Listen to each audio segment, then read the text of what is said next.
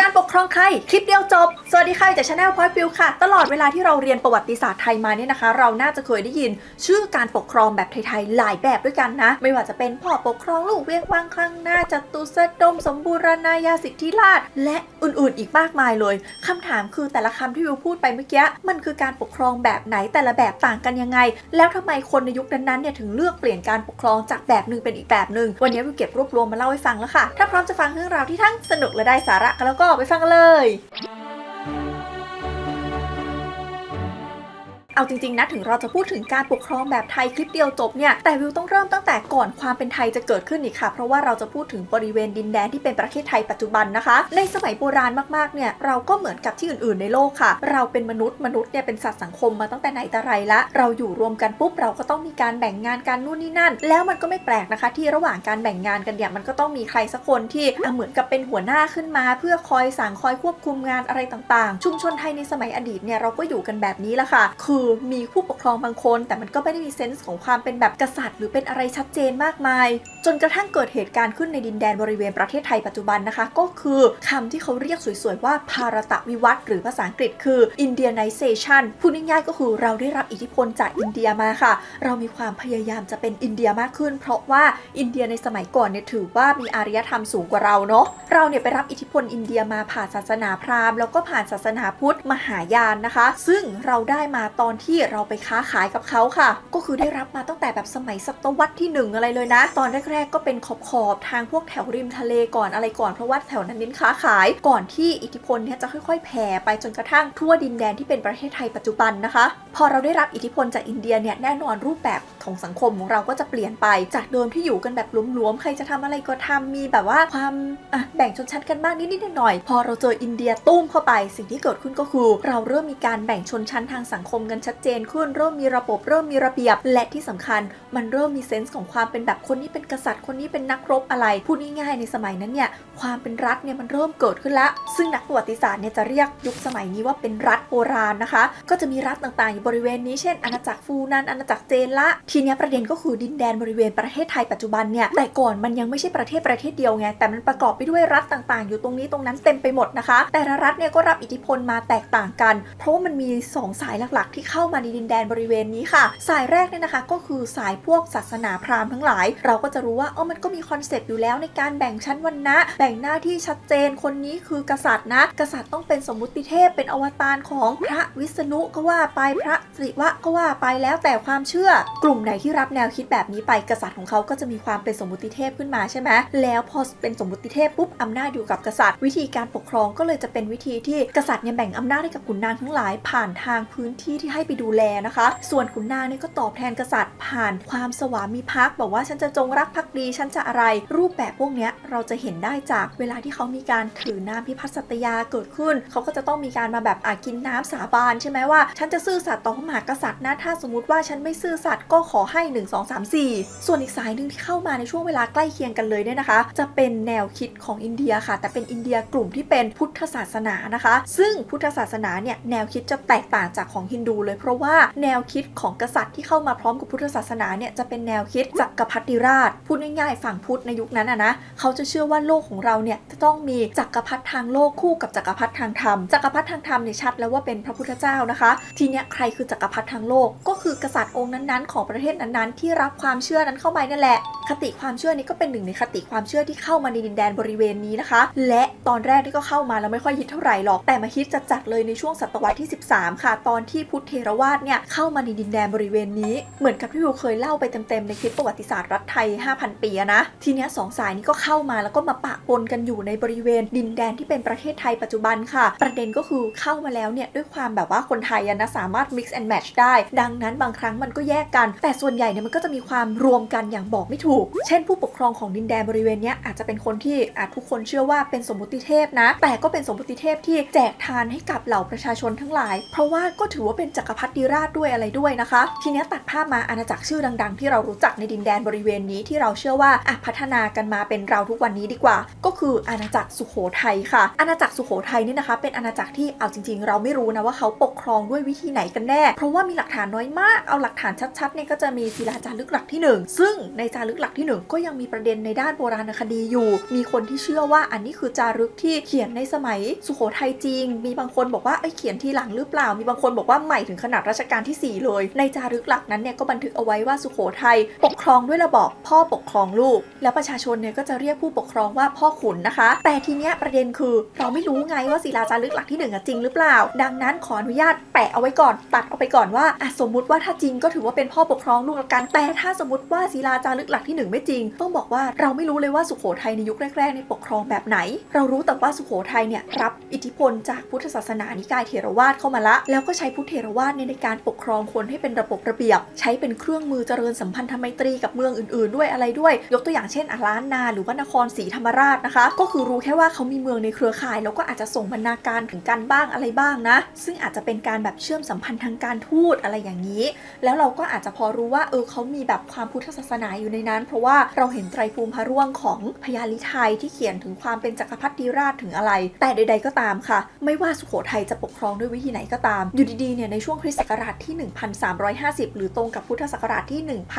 1893เนี่ยมันก็มีความท้าทายอันใหญ่หลวงหนึ่งเกิดขึ้นในดินแดนที่เป็นประเทศไทยปัจจุบันนะคะนั่นก็คืออาณาจักรอยุธยาที่เกิดขึ้นมาในลุ่มแม่น้ำเจ้าพระยาค่ะก่อนที่เราจะไปดูที่ลุ่มแม่น้ำเจ้าพระยานะคะเรายังอยู่กับสุโขทัยต่อก่อนสังเกตไหมว่าพออยุธยาเกิดขึ้นมาแล้วปุ๊บเนี่ยฝั่งสุโขทัยเนี่ยเขาไม่ได้เรียกเจ้าของเขาว่าพ่อขุนเหมือนเดิมแล้วนะคะถ้าเราไปดูกษัตริย์องค์ท้ายๆของสุโขทัยจะเห็นว่าเราเริ่มเรียกกษัตริย์องค์ท้ายๆว่าพระยาลิไทยพระยาเลอไทยดังนั้นฝั่งสุโขทัยเองเนี่ยก็เริ่มรับอิทธิพลจากอยุธยาหรือเริ่มรับอิทธิพลจากทางอื่นๆเข้ามาบ้างแล้วนะคะอย่างไรก็ตามค่ะสุโขทัยก็เดี๋ยวอยู่ต่อไปได้อีกไม่นานนะดังนั้นเราชิฟโฟกัสมาที่อยุธยาที่เกิดขึ้นมาแล้วนะคะย้ำอีกครั้งการดอกจันใหญ่ๆเลยว่าตอนที่สุโขทัยยังอยู่เนี่ยอยุธยาเกิดขึ้นมาแล้วนะคะไทม์ไลน์ของอยุธยากับสุโขทัยทับซ้อนกันอยู่นะไม่ใช่ว่าสุโขทัยจบแล้วต่ออยุธยานะคะในตอนที่อยุธยาก่อตั้งขึ้นมาโดยพระเจ้าอู่ทองเนี่ยสังเกตชื่อเรียกไหมว่าเขาเรียกกษัตริย์ของตัวเองขึ้นต้นด้วยคำว่าพระเจ้าซึ่งโอเคแหละน่าจะมาจากศาสนาพุทธนะคะที่ถือว่าเป็นพระพุทธเจ้าถือว่าเป็นพระจักรพรรดิราชแต่ในขณะเดียวกันค่ะอยุธยานี่ก็รับอิทธิพลฮินดูมาด้วยนะคะอันนี้ต้องบอกว่าจะต่างจากสุโขทัยเนาะสุโขทัยเนี่ยแต่เดิมเหมือนปกครองด้วยวิธีของตัวเองมาก่อนแล้วค่อยรับคติอื่นเข้ามาทีหลังค่อยๆเปลี่ยนค่อยๆกลายนะค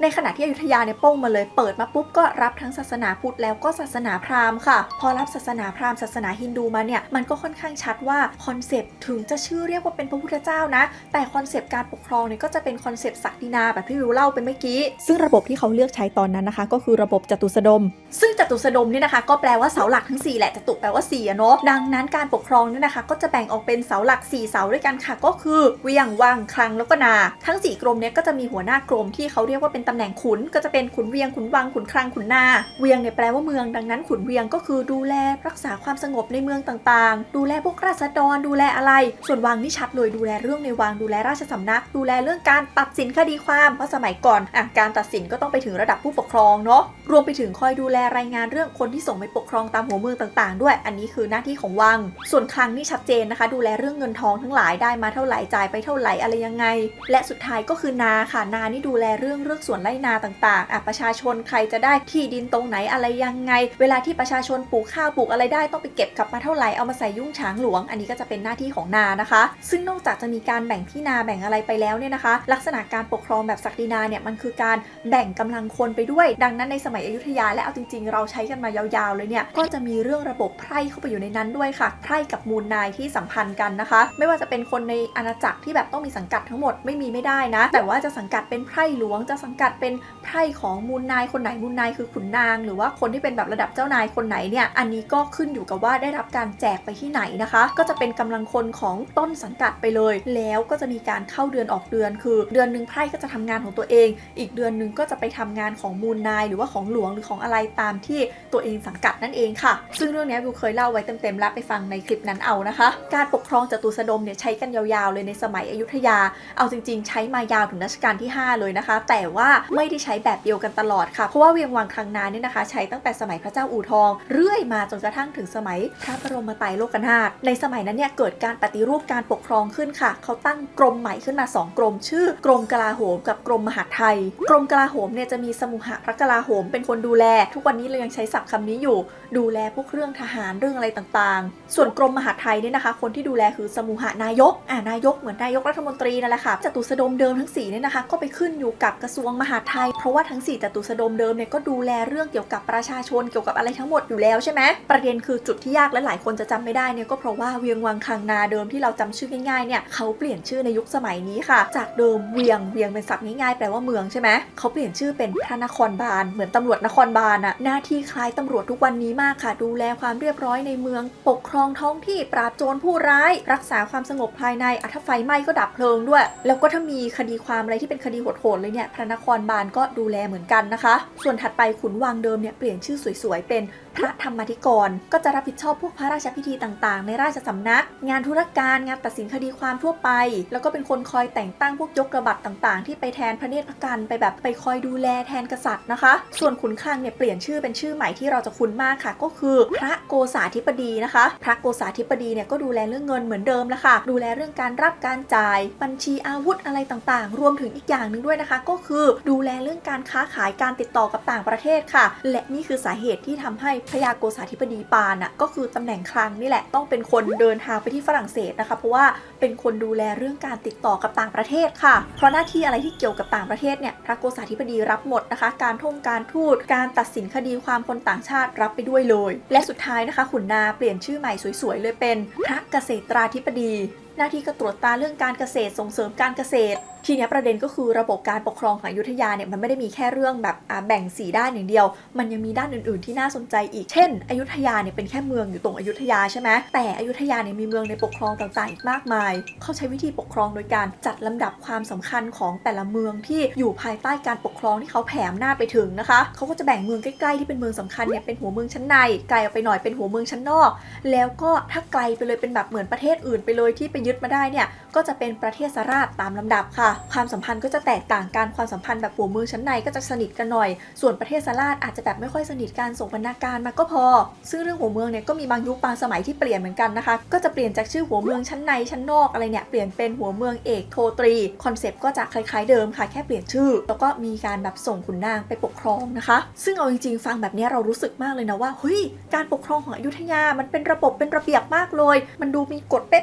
ะๆๆๆจริงๆแล้วต้องบอกว่าโอเคมันมีกฎในบางส่วนอยู่แหละแต่ว่าการปกครองของอยุธยาที่ดูเป็นระเบียบเนี่ยนะคะมันไม่ได้เป็นระเบียบขนาดนั้นอย่างเรื่องนึงเลยที่น่าจะเป็นระเบียบแต่ไม่ได้เป็นนะคะก็คือเรื่องของวังหน้าค่ะตำแหน่งมหาอุปราชเนี่ยนะคะคือตำแหน่งที่ถ้าเอาตามชื่อเนี่ยจะหมายถึงคนที่เป็นรองจากกษัตริย์แล้วก็เป็นเซนส์ในว่าคนนี้แหละคือคนที่จะขึ้นเป็นกษัตริย์ในอนาคตถ้าเราไปดูตามกฎมนเทียนบานสมัยสมเด็จพระบรมไตรโลกนาถเนี่ยก็จะระบุเอาไว้เลยบอกว่าพระราชกุมารอันเกิดจากพระอัครมเหสีเนี่ยเป็นหน่อพระพุทธเจ้าพระราชกุมารอันเกิดจากแม่ยั่วเมืองเป็นพระมหาอุปราชฟังดูชัดเจนใช่ไหมถ้าแม่ตำแหน่งสูงเป็นหน่อพระพุทธเจ้านะถ้าสมมุติว่าแม่ตำแหน่งลงมาหน่อยก็เป็นพระมหาอุปราชแต่พอเอามาใช้จริงเนี่ยนะคะตำแหน่งหน่อสมเด็จพระพุทธเจ้ากับตำแหน่งพระมหาอุปราชเนี่ยดันใช้สลับกันไปสลับกันมานักประวัติศาสตร์ก็ยังงงๆกับประเด็นนี้อยู่ว่าเขามีระบบวิธีคิดของเขาหรือเปล่าหรือว่าเขามีอะไรยังไงแต่ว่าเพราะการจดบันทึกที่ไม่ดีมันก็เลยปล่อยเบลอไปจนถึงทุกวันนี้หรือเปล่านะแถมบางครั้งซึ่งเอาจริงๆก็บ่อยกว่าเนี่ยตำแหน่งเนี้ยบางครั้งดันไม่ได้เป็นของลูกของกษัตริย์ด้วยแต่คนที่ได้ครองตำแหน่งเนี้ยดันเป็นน้องชายของกษัตริย์ด้วยนะคะพูดง่ายๆเอาเท่าที่หลักฐานที่เราเห็นทุกวันนี้ก็น่าจะคิดว่าเป็นตำแหน่งที่กษัตริย์อยากตั้งใครก็ตั้งคนนั้นตามแต่พระราชวินิจฉัยแถมตำแหน่งวังหน้ายังเป็นตำแหน่งที่แปลกอีกปกติแล้วเนี่ยถ้าเราคุ้นกับสมัยปัจจุบันโดยเฉพาะคอนเซปต์ของทางยุโรปของทางอะไรเราจะรู้ว่ากษัตริย์กับคนที่เป็นรัชทายาทเบอร์หนึ่งถือว่าเป็นคนสำคัญมากเอาออกไปไหนไม่ได้เลยพาไปไหนคู่กันก็แทบไม่ได้เลยเพราะว่ากลัวว่าเกิดปัญหาอะไรขึ้นเดี๋ยวจะไม่มีรัชทายาทต่อนะคะคนที่เป็นแบบ heir to the throne เนี่ยถือว่าสำคัญมากบางครั้งเราอาจจะเคยได้ยินข่าวลือประมาณว่าครอบครัวของเจ้าชายวิลเลียมไม่สามารถนั่งเครื่องบินลำเดียวกันทั้งบ้านได้เพราะถ้าเกิดเครื่องบินตกเดี๋ยวแบบหายหมดเลยทุกลำดับอย่างเงี้ยตามตรรกะก็ควรจะเป็นแบบนั้นแต่สำหรับอยุธยาเนี่ยคนที่ออกไปรบคนแรกดันเป็นวังหน้าเสมอซึ่ง งมันก็งงๆนิดนึงว่าเอาทำไมเอาคนที่เป็นทายาทคนถัดไปที่ถ้าแบบเกิดอะไรขึ้นกับกษัตริย์คนนี้ต้องไปต่อแทนเนี่ยทำไมถึงส่งไปรบทั้งที่มีโอกาสตายสูงมากนะคะอย่างไรก็ตามค่ะนักวิชาการเขาก็มีวิเคราะห์ไว้เหมือนกันบอกว่ามันอาจจะกลับกันได้2ทางแรกคือต้องส่งไปรบเพราะว่าจะได้มีผลงานจะได้แบบว่าเตรียมขึ้นเป็นกษัตริย์องค์ถัดไปกับอีกทางนึงคือบางคนก็วิเคราะห์ว่าก็เขาถึงตั้งใจตั้งน้องชายขึ้นมาเป็นวังหน้าไงเพราะว่าโตมาด้วยการรบเคียงบ่าเคียงไหลกันมาอยู่แล้วก็เป็นแม่ทัพที่เก่งก็ตั้งให้เป็นวังหน้าก็ถูกแล้วนี่ถ้ามัวแต่รอแต่งตั้งราชทายาทเป็นลูกเนี่ยกว่าลูกจะโตมาโตไม่ทันใช้ส่งออกไปรบไม่ทันหรอกตั้งน้องชายนี่แหละง่ายกว่าจะเห็นว่าการปกครองสมัยอยุธยาเนี่ยมันก็มีความงงอะไรของมันแบบนี้นะคะแล้วมันก็จะทำให้เกิดปัญหาด้วยเพราะว่ามันทำให้ตำแหน่งคนที่จะเป็นกษัตริย์องค์ถัดไปมันงงว่าสรุปจะเป็นลูกหรือจะเป็นน้องจะเป็นคนที่เป็นลูกชายคนโตหรือจะเป็นคนที่เป็นพระมหาประหลาดอยู่ก็เลยแบบมีการแข่งแย่งกันในราชสำนักค่อนข้างเยอะนะคะซึ่งการปฏิรูปของสมเด็จพระบรมไตรโลกนาถเนี่ยนะคะก็อยู่มายาวๆเลยแทบจะไม่มีการเปลี่ยนแปลงแต่บางทีก็แบบเปลี่ยนเล็กเปลี่ยนน้อยเช่นในสมัยสมเด็จพระเพทราชาก็มีเปลี่ยนอีกนิดนึงคือเปลี่ยนใหม่นะสมุหกลาโหมกับสมุหานายกแทนที่จะแบ่งกันตามหน้าที่ก็แบ่งกันเป็นแบบฝ่ายเหนือกับฝ่ายใต้ก็มีเหมือนกันนะคะแต่ใดๆก็ตามเราไปที่ประเด็นต่อไปหลังจากสมัยของกรุงศรีอยุธยานะคะเราก็ข้ามเข้าสู่สมัยกรุงธนบุรีแล้วก็รัตนโกสินทร์ใช่ไหมซึ่งทั้งช่วงกรุงธนบุรีแล้วก็ช่วงต้นของรัตนโกสินทร์เนี่ยเรามีความพยายามจะสืบต่อความเป็นอยุธยามากคือเรารู้สึกว่าเรายังเป็นคนอยุธยาอยู่เพราะว่าก็คือชาวกรุงเก่าที่หนีกษัตริย์ซ่านเซนกันมารวมตัวกันใหม่อยู่ดีใช่ไหมคะดังนั้นลักษณะการปกครองการอะไรเหมือนเดิมค่ะแค่อาจจะแบบมีบางกรมบางอะไรที่สำคัญขึ้นอย่างพระคลังเนี่ยเนื่องจากดูแลเรื่องเงินเรื่องอะไรก็จะแบ่งเป็นกรมท่าซ้ายกับกรมท่าขวาคือดูไปเลยว่าใครดูประเทศไหนใครดูอะไรยังไงกรมท่าซ้ายเนี่ยก็จะดูพวกการค้าขายกับจีนญี่ปุ่นเกาะริวกิวเกาหลีในขณะที่กรมท่าขวาก็จะดูแลอินเดียศรีลังกามาลายูอาหรับแล้วก็อินโดนีเซียค่ะซึ่ง2กรมนี้ในต้นสมัยรัตนโกสินทร์ก็จะสำคัญขึ้นมาสำคัญเลยเพราะว่าช่วงนั้นเราเน้นการค้าขายไงแต่ด้วยความที่2กรมนี้สำคัญมากอะไรมากมีการผูกขาดการค้าขายนู่นนี่นั่นมันก็เลยนำไปสู่การที่ชาติตะวันตกที่เข้ามาเยอะๆช่วงนั้นเนี่ยเริ่มไม่พอใจนะคะก็เลยทำให้เราเนี่ยต้องไปทำสนธิสัญญาเบอร์นีแล้วก็เบลริงเหมือนกับในคลิปที่วิวเล่าเรื่องสนธิสัญญาเบลริงไปฟังอันนั้นเอานะใดๆก็ตามพอมันมีสนธิสัญญาขึ้นอะไรขึ้นมันก็ทำให้เราจำเป็นจะต้องเปลี่ยนรูปแบบการปกครองอีกครั้งหนึ่งจะใช้รูปแบบการปกครองเดิมที่ใช้มาหลายร้อยปีเนี่ยมันไม่เวิร์กละแต่ก่อนเนี่ยนะสมัยเด็กๆเราก็จะเรียนกันมาว่าไทยเนี่ยปกครองระบอบสมบูรณาญาสิทธิราชย์มาตั้งแต่สมัยอยุธยานู่นนี่นั่นคือจะพูดอย่างนั้นมันก็ใช่แต่ถ้าเอาแบบจริงๆแบบในทางปฏิบัติเลยเนี่ยที่ผ่านมาเนี่ยนะคะในช่วงจตุสดมในช่วงอะไรเนี่ยเราเป็นรัฐแบบรัฐศักดินาค่ะก็คือแบบที่วิวเล่าไปนะนี่คือลักษณะของรัฐศักดินาเพราะว่าวิธีการบริหารจัดการต่างๆเนี่ยมันกระจายออกไปจากตรงกลางหมดเลยออกไปเป็นหัวเมืองออกไปเป็นตรงนู้นตรงนี้ตรงนั้นทุกคนปกครองตัวเองแล้วก็ส่งของเข้ามาตรงกลางในขณะที่พอมาในสมัยรัชกาลที่5เนี่ยเราเปลี่ยนรูปแบบการปกครองจริงๆแล้วค่ะเราเปลี่ยนมาเป็นระบอบสมบูรณาญาสิทธิราชย์ซึ่งจริงๆแล้วมันก็ตามเทรนด์โลกแหละเพราะว่าเทรนด์โลกตอนนั้นมันแบบสมบูรณาญาสิทธิราชย์มันมานะคะจากเดิมรัฐศักดินาเนี่ยเรากระจายอำนาจออกไปใช่ไหมแบ่งคนนั้นเอาอำนาจไปส่วนหนึ่งคนนี้เอาอำนาจไปส่วนหนึ่งรัฐสมบูรณาญาสิทธิราชย์นะคะสิ่งที่ต่างออกไปคืออำนาจทั้งหมดเนี่ยจะถูกดึงกลับมาที่คนคนเดียวก็คือพระมหากษัตริย์ค่ะเขาจะเรียกว่าเป็นการรวมอำนาจเข้าสู่ศูนย์กลางนะคะรวมถึงการขยายอำนาจไปตามที่ต่างๆที่แต่เดิมเนี่ยเราอาจจะไม่เคยมีอำนาจก็ทำให้มีอำนาจขึ้นมาแล้วก็ดึงเข้าสู่ศูนย์กลางด้วยค่ะซึ่งหนึ่งในสิ่งที่ทำให้เราเข้าสู่การเป็นรัฐสมบูรณาญาสิทธิราชย์เนี่ยนะก็เกิดเพราะว่าวิกฤตวังหน้าค่ะทุกคนปัญหาเรื่องวังหน้าเรื่องใครจะสืบสันตติวงศ์เนี่ยเป็นมาตลอดประวัติศาสตร์แหละจนกระทั่งมาสมัยรัชกาลที่5เนี่ยนะคะมีประเด็นขึ้นมาปัญหาคือรัชกาลที่5เนี่ยขึ้นครองราชย์ตอนที่พระองค์เด็กมากๆนะคะต้องมีผู้สำเร็จราชการแทนทีเนี้ยผู้สำเร็จราชการแทนก็บอกว่าเดี๋ยวจะตั้งวังหน้าด้วยนะแล้วคนที่จะตั้งเป็นวังหน้าเนี่ยก็เป็นลูกของสมเด็จพระปิ่นเกล้าเจ้าอยู่หัวซึ่งเป็นวังหน้าในสมัยรัชกาลที่4แต่เป็นวังหน้าที่มีแบบอำนาจแทบจะเท่ากษัตริย์จนยุคนั้นเขาบอกว่ามีกษัตริย์2 องค์ด้วยซ้ำลูกของพระองค์เนี่ยนะคะคือกรมพระราชวังบวรวิชัยชาญแล้วนึกสภาพว่ากรมพระราชวังบวรวิชัยชาญเนี่ยอายุมากกว่ารัชกาลที่5พอขึ้นมาปุ๊บ